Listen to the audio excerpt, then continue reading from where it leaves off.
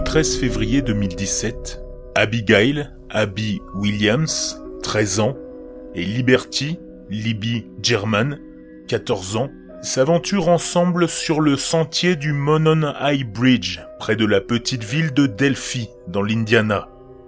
C'était une après-midi ensoleillée, un moment idéal pour une promenade entre amis.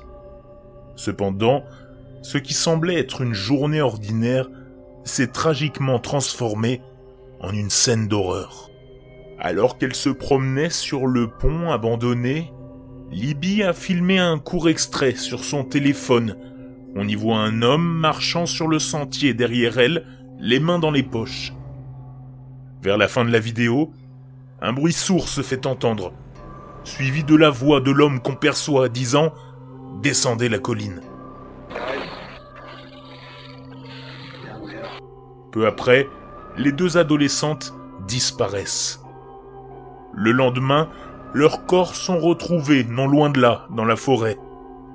Elles avaient été toutes les deux tuées par égorgement et leurs corps partiellement recouverts de branches. Les enquêteurs ont été déconcertés par cette tragédie et la communauté de Delphi, qui n'avait jamais connu un tel événement, a été secouée. Au fil des ans, l'enquête n'a pas abouti à de nouvelles pistes, bien que la vidéo et l'audio capturés par Libby aient été largement diffusés dans l'espoir d'identifier l'homme que les autorités ont appelé l'homme du pont. Ce dernier est devenu le principal suspect de l'affaire, mais les années ont passé sans réel progrès significatif.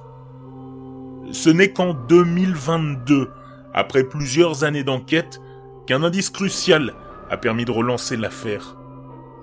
Un témoin a remarqué que Richard Allen, un homme de la ville travaillant dans une pharmacie locale, s'était retrouvé involontairement lié à l'affaire, après qu'il ait mentionné être sur le sentier le jour des meurtres. Peu après cette découverte, les autorités ont trouvé une cartouche non utilisée près des corps des filles. Une cartouche qui était liée à une arme appartenant à Richard Allen. Les enquêteurs ont également révélé que l'homme capturé dans la vidéo de Libby était bien Allen.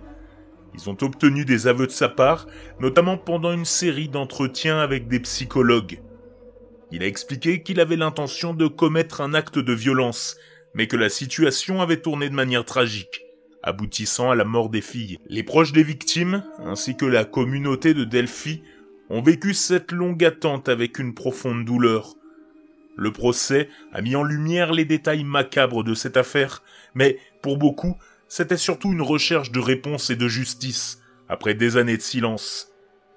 Le verdict, rendu en novembre 2024, a confirmé que Richard Allen était bien responsable de la mort des deux adolescentes, apportant ainsi un peu de réconfort aux familles, même si la cicatrice laissée par cette tragédie restera à jamais dans la mémoire de la communauté.